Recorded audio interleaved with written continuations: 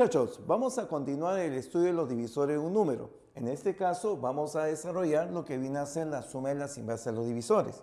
Y para ello recordamos que un número entero mayor que 1, su descomposición canónica se puede expresar de la forma a la alfa multiplicado por b a la beta.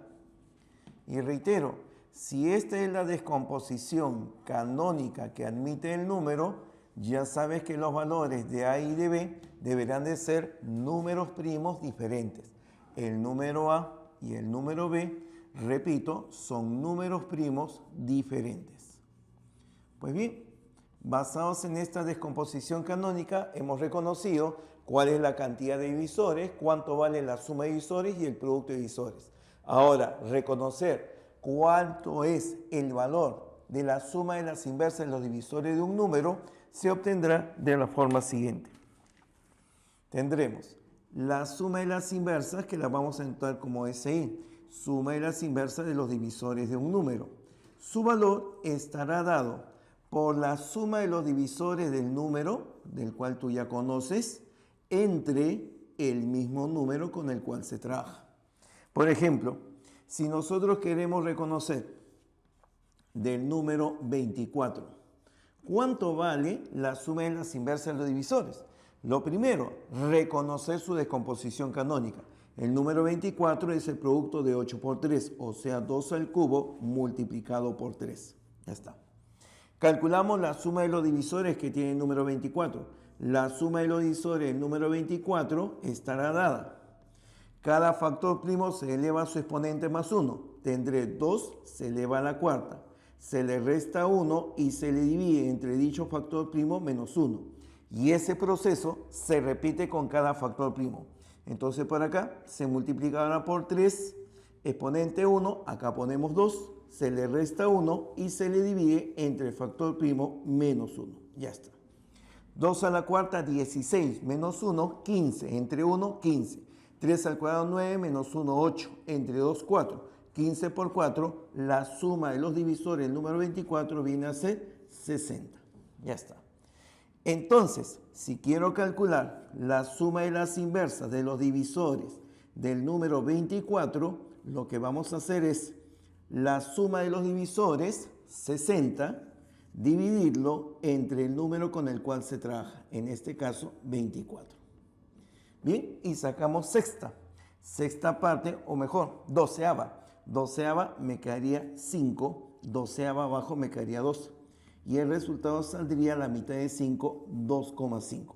Esa será la suma de las inversas de los divisores del número. Bien, a continuación vamos a reconocer lo que viene a ser el indicador de un número. El indicador de un número, o también expresado como la función de Euler, representado con la letra griega phi, que también en algunos casos de repente lo confunde con el símbolo del vacío. Decimos que para un número entero positivo mayor de 1, la cantidad de números PESI con este número y menores a él se determina con el indicador número. Repito, la cantidad de números que son primos relativos con n, coprimos o simplemente PESI con este número y que también son menores a este número n, se determina con el indicador de un número. Por ejemplo, quiero conocer cuánto vale el indicador del número 7. Entonces, de los números que son menores de 7, quiero saber cuántos son PESI con él. Tenemos que los números menores de 7 son el 1, el 2, el 3, el 4, el 5, el 6. Los números menores a 7 son los que tú ves. Y como 7 no tiene factores comunes ni con 1, ni con 2, ni con 3, ni con 4, ni con 5, ni con 6, los 6 números que están aquí son números que son PESI con 7.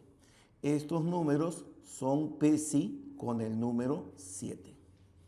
Y como son PESI con 7, podemos afirmar entonces que el indicador del número 7 viene a ser igual a 6. Otro. Si por ejemplo ahora deseo reconocer cuál es el indicador del número 10, entonces para reconocer cuánto vale el indicador del número 10, te propongo lo siguiente. Ahora, del número 10 tengo que reconocer cuáles son los factores primos que admite. El número 10 resulta de multiplicar el valor de 2 por 5. Por lo tanto, los números que van a ser PESI con 10 no deben tener ni factor 2 ni factor 5. Recuérdalo, no deben de tener ni factor 2 ni factor 5. Entonces, los números menores a 10, ¿quiénes son? El 1, el 2, el 3, el 4, el 5, el 6, el 7, el 8, el 9. Entonces, como debo de buscar aquellos números que deben de ser PESI con 10, debo de eliminar aquellos que tengan algún factor común. Los que tienen mitad, por ejemplo. Elimino los que tienen mitad, elimino 2, elimino 4, elimino 6, elimino 8. Ya está. Y también debo de eliminar aquellos que tienen factor 5, que viene a ser el número 5. La cantidad de números que queda, vendrá a ser el indicador de ese número. En este caso diré que el indicador del número 10 vendrá a ser igual a 4. Ya está. Entonces, con estos ejemplos ya tenemos una idea de cómo reconocer el indicador de un número. Pero el cálculo se va haciendo más dificultoso si lo hacemos uno a uno. ¿Cómo sería reconocer, por ejemplo, el indicador de 4000? Tendríamos que buscar los números menores de 4000 y que sean PESI con él, lo cual podría generarse diferentes formas de hacerlo. Pero veamos, antes de plantear la fórmula, cómo se plantearía con algunos aspectos sencillos. En el primer ejemplo, el número 7, ¿qué característica tiene? El número 7 es un número primo. Y como es un número primo, la característica que tú observas, ¿cuál es? De que todos los números menores a él van a ser PESI con 7. Como 7 hay 6 números menores a él, su indicador va a ser 7. Entonces, podemos plantear como una observación que cuando yo tengo el indicador de un número primo, este viene a ser igual a la cantidad de números menores a él. Por ejemplo, ¿cuánto vale el indicador de 13? Pues será igual a la cantidad de números menores de 13. En este caso será 12. Y los números desde el 1 al 12 son justamente valores que tienen esa característica. ¿Cuánto vale el indicador de 41? 41 es un número primo, por lo tanto tendrá 40 números que tienen esa característica. Y así sucesivamente, ¿no? Puedo entonces afirmar que si P es un número primo, el indicador que tiene será igual a la cantidad de números menores a él, P menos 1. Ya está. Esa es una primera observación. Esto es muy importante. Cada vez que tú reconozcas que es un número primo, el indicador es igual al valor del número primo menos 1.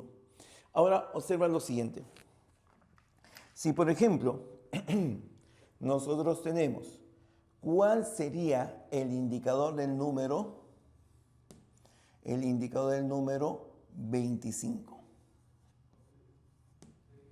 ¿Cuánto sería el indicador del número 25? El indicador del número 25 sería todos los números que son menores a 25 y PESI con él. Entonces, para que se note esto, voy a escribir la secuencia. 1, 2, 3, 4, 5. Continuamos. 6, 7, 8, 9, 10. 11, 12, 13, 14, 15, 16, 17, 18, 19, 20, 21, 22, 23, 24 y 25. ¿Qué es lo que se nota? Que como quiero el indicador de 25 y como observación tú sabes que el número 25 resulta ser igual a 5 elevado al cuadrado, pues entonces no debo de tomar ningún valor que tenga factor 5. Y observa que si solamente yo hubiese calculado el indicador de 5, el indicador de 5 viene a ser igual a 4, porque como 5 es número primo, hay 4 números menores a él. Y es justamente lo que observamos en la primera línea. En la primera línea, si no se toma 5, existen 4 números que son PESI con él. Pero de cada 5 números, observa, de cada 5 números siempre habrá uno que es Pesi con, o mejor dicho, uno que tiene factores comunes con 25. Entonces habrá que eliminarlo. Acá también tendremos esta cantidad, acá lo mismo y acá lo mismo. Es decir, que la cantidad de números que son Pesi siempre se va a mantener constante cada grupo que tenga una cantidad igual al número primo con el cual se trabaja. En este caso 5, cada 5 números uno será Pesi con 5. Entonces, como en 5 al cuadrado, ¿cuántos grupos tenemos? Pues para saber cuántos grupos de 5 tenemos, lo divido entre 5. Y saldría entonces, ¿cuánto? Saldría 5 grupos y cada grupo tiene 4 números Pesi. Ahí tú lo ves. Primer grupo, segundo, tercero, cuarto y quinto. Quiere decir entonces que habrá 5 por 4, 20 números que son Pesi con él. El indicador de 25 viene a ser entonces igual al valor de 20. Ya está.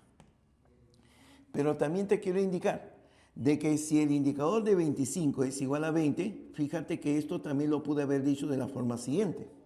El valor de la cantidad de números que son Pesi con 5, eso es 4, que se multiplica por la cantidad de valores o de grupos que se están formando, que son 5. Este número, fíjate que es el indicador del número 5, del número primo. Y esta es la cantidad de grupos que se forma al dividir 25 entre 5. Entonces, cuando tú quieras reconocer el valor del indicador de un número que ya es compuesto, que no es primo, vamos a decir lo siguiente. Sea el número a la alfa multiplicado por b a la beta, la descomposición canónica que admite un número. Si esa es la descomposición canónica, entonces podemos afirmar que el indicador de un número va a ser igual. A cada factor primo disminuye 1. El factor primo A se le quita 1. Al factor primo B se le quita 1. Y se le multiplica por el valor que aparece en su descomposición canónica, pero con el exponente disminuye 1. Sería A al alfa menos 1, será B elevado a la beta menos 1. Esta expresión nos determina la cantidad de números que son menores al valor indicado y que son Pesi con él. Ahí está. Por ejemplo, si nosotros tenemos el número 72, ¿cuántos números son Pesi con 72 y menores a 72? Primero, descomposición canónica. Descomposición canónica saldrá 2 al cubo 8 por 3 al cuadrado 9. El indicador entonces del número 72 será igual. Cada factor primo le quitas 1. A 2 le quitas 1, quedaría 1. A 3 le quitas 1, quedaría 2. Y cada uno de los factores que aparece aquí a su exponente menos 1. 2 se eleva al cuadrado y 3 se eleva a la 1. Saldría 2 por 4, 8. Por 3, 24. La cantidad de números que son Pesi con 72 y menores a él vendrá a ser igual a 24.